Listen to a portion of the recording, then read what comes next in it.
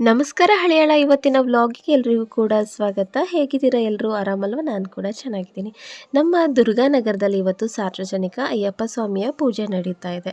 So ಇವತ್ತಿನ ಒಂದು complete ವ್ಲಾಗಲ್ಲಿ ಅಯ್ಯಪ್ಪ ಸ್ವಾಮಿಯ ಪೂಜೆಯ ತಯಾರಿ ಹೇಗಿತ್ತು, ಹಾಗೆಯೇ ಪೂಜೆ ಹೇಗೆ ನಡೀತು ಅಂತೇಳಿ ಒಂದು ಡೀಟೇಲ್ ವ್ಲಾಗ್ನ ಇಲ್ಲಿ ತೋರಿಸ್ತಾ ಇದ್ದೀನಿ. ಸೊ ಬನ್ನಿ ವ್ಲಾಗ್ನ ಸ್ಟಾರ್ಟ್ ಮಾಡೋಣ. ನಮ್ಮ ದುರ್ಗಾನಗರದಲ್ಲಿ ನಾವು ಮಾರುತಿ ದೇವಸ್ಥಾನದ ರೋಡ್ ಇದೆಯಲ್ಲ, ಗಣಪತಿ ಕೂರಿಸ್ತೀವಲ್ಲ, ಆ ಪೆಂಡಾಲ್ ಜಾಗದಲ್ಲಿ ಇವತ್ತು ಅಯ್ಯಪ್ಪ ಸ್ವಾಮಿಯ ಪೂಜೆಯನ್ನು ಮಾಡ್ತಾ ಇದ್ದೀವಿ. ಹಾಗೆಯೇ ನಮ್ಮ ಗಲ್ಲಿಯ ಕಮಿಟಿಯ ಮೆಂಬರ್ಸ್ ಎಲ್ಲ ಇದ್ದಾರಲ್ಲ, ಮಾರುತಿ ದೇವಸ್ಥಾನದ ಕಮಿಟಿಯ ಮೆಂಬರ್ಸ್ ಬೆಳಗಿಂದನೇ ಪೂಜೆಗೆ ತಯಾರಿಯನ್ನು ಮಾಡ್ಕೊತಾ ಇದ್ದಾರೆ. ನೀವು ನೋಡ್ತಾ ಇರ್ಬೋದು, ಕಟ್ಟಿಗೆಗಳನ್ನ ಪಾತ್ರೆಗಳನ್ನೆಲ್ಲ ತಂದು ಹಾಕಿದ್ದಾರೆ. ಆಕಾಶನ ಅಂಗಡಿ ಎದುರುಗಡೆ ಈ ಥರ ಪಾತ್ರೆಗಳನ್ನು ಇಟ್ಟಿದ್ದಾರೆ. ಅಲ್ಲೇ ಅಡುಗೆನ ಮಾಡೋದು ಯೂಶ್ವಲ್ ಆಗಿ ಯಾವುದೇ ಫಂಕ್ಷನ್ಗಳಾದರೂ ಸಹ. ಹಾಗೆಯೇ ಇಲ್ಲಿ ನೀವು ನೋಡ್ತಾ ಇರ್ಬೋದು, ಪೆಂಡಾಲ್ ಸಹ ಸ್ವಾಮಿಗಳೆಲ್ಲರೂ ಸಹ ಹಾಕ್ತಾ ಇದ್ದಾರೆ. ಲೈಟಿಂಗ್ ಎಲ್ಲ ಕೂಡ ಮಾಡ್ತಾ ಇದ್ದಾರೆ. ಇನ್ನು ಭಾಳಷ್ಟು ಜನ ಬಂದು ಸೇರ್ತಾ ಇರೋದ್ರಿಂದ ಕೂತ್ಕೊಳ್ಳಿಗೂ ಕೂಡ ಹಿಂಬಾಗಲಿ ಅಂಥೇಳಿ ಎಲ್ಲ ಕ್ಲೀನ್ ಮಾಡಿ ಟಾರ್ಪಲ್ನೆಲ್ಲ ಕೂಡ ಅರೇಂಜ್ ಮಾಡ್ತಾ ಇದ್ದಾರೆ. ಇನ್ನು ನಾವು ಕೇಸರಿ ನಂದನ ಮೇಳ ಸಂಘ ಅಂತೇಳಿ ದುರ್ಗಾನಗರದಲ್ಲಿ ಒಂದು ಸಂಘವನ್ನು ಕಟ್ಕೊಂಡಿರೋದು ನಿಮಗೆಲ್ರಿಗೂ ಕೂಡ ಗೊತ್ತೇ ಇರುತ್ತೆ. ಕೆಲವೊಂದಿಷ್ಟು ವ್ಲಾಗ್ಗಳಲ್ಲಿ ನಿಮಗೆ ಹೇಳಿರ್ತೀನಿ. ಸೊ ನಾವೆಲ್ಲರೂ ಇವತ್ತು ಮಹಿಳೆಯರು ಸೇರಿಕೊಂಡು ಇಲ್ಲಿ ಹೂವನ್ನು ಸಹ ಕಟ್ತಾ ಇದ್ದೀವಿ. ಮಾಲೆಯನ್ನು ತಯಾರು ಮಾಡಲಿಕ್ಕೆ ಧಾರವಾಡದಿಂದ ಬಿಡಿ ಹೂಗಳನ್ನ ತಂದಿದ್ರು. ಸೊ ಒಂದು 50 kgಯಷ್ಟು ಹೂಗಳಿರ್ಬೋದು ಅಂತ ಅನಿಸುತ್ತೆ. ಸೇವಂತಿಗೆಲೆ ಒಂದು 2-3 ಥರದ ಕಲರಿನ ಬಣ್ಣದ ಸೇವಂತಿಗೆ ಹೂಗಳನ್ನ ತಂದಿದ್ರು, ಚೆಂಡು ಹೂಗಳನ್ನ ತಂದಿದ್ರು. ಇನ್ನು ಪಡಿ ಪೂಜೆಗೆ ಹಾಗೆ ಅಯ್ಯಪ್ಪ ಸ್ವಾಮಿಗೆ ಹಾಕಲಿಕ್ಕೆ ಅಂತೇಳಿ ಸ್ಪೆಷಲ್ ಆಗಿರುವಂತಹ ಮಾಲೆಯನ್ನು ಪುಷ್ಪ ಮೇಡಮ್ ಅವರು ರೆಡಿ ಮಾಡ್ತಾಯಿದ್ದಾರೆ. ಹಾಗೆಯೇ ನಾವು ಅವರಿಗೆಲ್ಲರಿಗೂ ಕೂಡ ಒಂದು ಕೈ ಜೋಡಿಸೋದ್ರ ಮೂಲಕ ಅಯ್ಯಪ್ಪ ಸ್ವಾಮಿಯ ಸೇವೆಯಲ್ಲಿ ನಾವು ಕೂಡ ಒಂದು ಭಾಗಿಯಾಗಿದ್ವಿ ಅಂತ ಹೇಳ್ಕೊಳ್ಳೋದಕ್ಕೆ ಖುಷಿಯಾಗುತ್ತೆ. ಹಾಗೆಯೇ ನೀವು ನೋಡ್ತಾ ಇರ್ಬೋದು, ಈ ಕಡೆ ದಿನಸಿಗಳನ್ನೆಲ್ಲ ತಂದಿಟ್ಟಿದ್ದಾರೆ. ಒಂದು ದಿನದ ಹಿಂದೆಯೇ ಎಲ್ಲ ಕಡೆ ಬಂದಿದ್ದರು, ಮನೆಯಲ್ಲಿ ಬಂದು ಅಯ್ಯಪ್ಪ ಸ್ವಾಮಿ ಪೂಜೆಗೆ ನಿಮ್ಮ ಕೈಲಾಗಿಷ್ಟು ದೇಣಿಗೆನ ಕೊಡ್ಬೋದು ಅಂತೇಳಿ ದೇಣಿಗೆಯನ್ನು ಸಹ ಕಲೆಕ್ಟ್ ಮಾಡಿದರು. ಇನ್ನು ಅಡುಗೆಯ ತಯಾರಿ ನಡೀತಾ ಇದೆ. ಕುಂಬಳಕಾಯಿ ಸಾಕಷ್ಟು ದೇಣಿಗೆಯಲ್ಲಿ ಕೊಟ್ಟಿದ್ರು ಅಂತ ಅನಿಸುತ್ತೆ, ಮೋಸ್ಟ್ ಪ್ರಾಬಬ್ಲಿ. ಇವತ್ತಿನ ಅಡುಗೆಯಲ್ಲಿ ಕುಂಬಳಕಾಯಿ ಇದೆ, ರಾಜಭಾರ. ಯಾಕೆ ಅಂತಂದರೆ ಪಾಯಸದಲ್ಲೂ ಕುಂಬಳಕಾಯಿ ಇತ್ತು, ಹಾಗೆಯೇ ಸಾರಲ್ಲೂ ಕೂಡ ಕುಂಬಳಕಾಯಿ ಇತ್ತು, ಪಲ್ಯದಲ್ಲೂ ಸಹ ಕುಂಬಳಕಾಯಿ ಇತ್ತು. ನೀವು ನೋಡ್ತಾ ಇರ್ಬೋದು, ಪುಟಾಣಿ ಮಕ್ಕಳು ಸಹ ಸಹಾಯ ಮಾಡಲಿಕ್ಕೆ ಅಂತೇಳಿ ಕೂತ್ಕೊಂಡಿದ್ರು. ಶಾಲೆ ರಜೆ ಸಹ ಇತ್ತಲ್ಲ, ಸಂಡೇ ಆಗಿದ್ದರಿಂದ ಓಣಿ ತುಂಬ ಮಕ್ಕಳು ನೀವು ನೋಡ್ತಾ ಇರ್ಬೋದು ಪುಟ ಅಂತ ಓಡಾಡ್ಕೊತ ಸಾಮಾನುಗಳನ್ನ ತಂದು ಕೊಡೋದಾಗಿರ್ಬೋದು, ಹೈಪರ್ ಆ್ಯಕ್ಟಿವ್ ಆಗಿ ಎಲ್ಲರೂ ಸಹ ಕೆಲಸ ಮಾಡ್ತಾಯಿದ್ರು. ಇನ್ನು ಸಂಜೆ ಒಂದು 8 ಗಂಟೆ ಅಷ್ಟೊತ್ತಿಗೆ ಅಯ್ಯಪ್ಪ ಸ್ವಾಮಿಯ ಪೂಜೆ ಕಾರ್ಯಕ್ರಮವನ್ನು ಶುರು ಮಾಡಿದರು. ಬನ್ನಿ ಪೂಜೆ ಹೇಗೆ ನಡೀತಾ ಇದೆ ಅಂಥೇಳಿ ನೋಡೋಣ.